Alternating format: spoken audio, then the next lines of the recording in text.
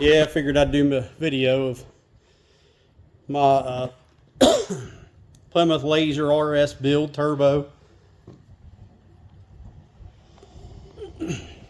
This is before it goes into the car.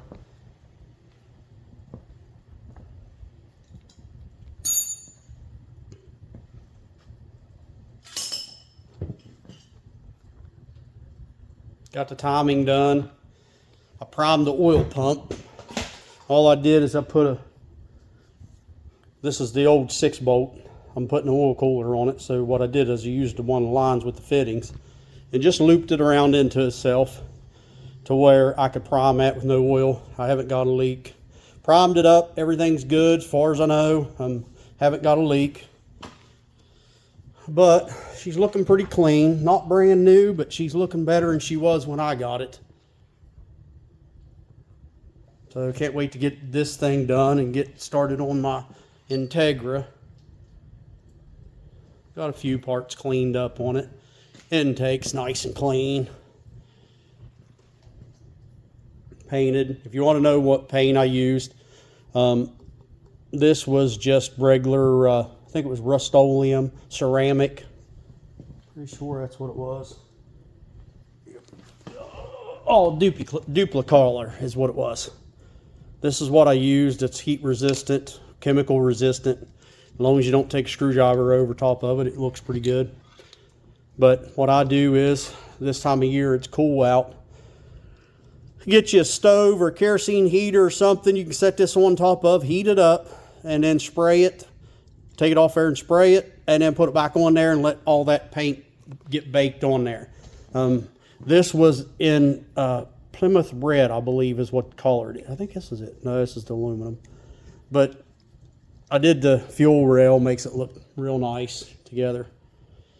I just cleaned it up. The rest of the stuff I just cleaned up. I was going to redo this throttle body, clean it up and everything. I may do that in a later date and then do this, but I just want the car back together. It's been apart for quite a few months, longer than it should have been.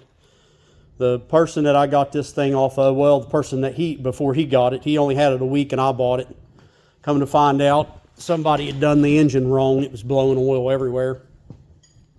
Rings were gapped too far wide, so I gapped those. It was just drinking oil. I couldn't drive it a couple days and it'd just almost be on empty or down there on the edge of the dipstick by the time I was done. So it was just burning oil up. Cleaned it up, put a new oil pump on it. This has the balance shaft delete on it. I just used the stuff out of the old pump and put it on here. So all I'm doing now is cleaning up the timing cover. And what I'm using to do this, and what I use a lot of times, makes it a lot easier. It breaks the grease down and stuff. As you can see, that foam starts to turn brown looking. This stuff here, just don't breathe this stuff. Stuff tear your lungs up. But this right here, I bought it like $1 a can, and I buy lots of it. And you can tell the suds are turning brown. It just helps break down the grease. Just take your scrub brush, scrub over it, rinse it off with water. If you want to paint it, you can. I might paint this one. This was silver from the factory. I might just go ahead and put a quick coat of silver over aluminum and see how it looks. Hit the top cap, make it look a little better. But this is basically just a car that I'm going to have in the garage that I'll drive on the weekends, or if I have to, if something happens to one of my daily drivers. But I figured I'd just do this video to give you the same paint I used, Duplicolor, for the engine block. That's all I used was Duplicolor. Now, this stuff here isn't painted. That's just the color of it. I did clean this up, the cross tube for the coolant. Cleaned it up real nice. It was just all gritty and just had some corrosion on it. This here I cleaned it up, painted it. It looks brand new. It looks just like aluminum. This here, I cleaned this up a little bit, painted it. I was going to do this, but I'm just in a hurry to get it done. I might end up taking that stuff off later and doing it, but for now, I just want it done. This is a CX Racing Big 16G. I've used these in the past and never had a problem. They don't recommend you going over 17 pounds of boost, so just keep that in mind if you end up buying one of these. I ported this housing because it was the exit on the turbo is a lot bigger than the inlet on the exhaust housing there, flange. And then this thing was really small, and I don't think I could give you a shot of up in there or not, but yeah, I ported that sucker out wide.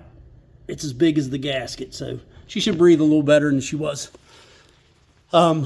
This was for an automatic, and how you can tell the automatics from the manual manifolds is the hole coming out here is smaller.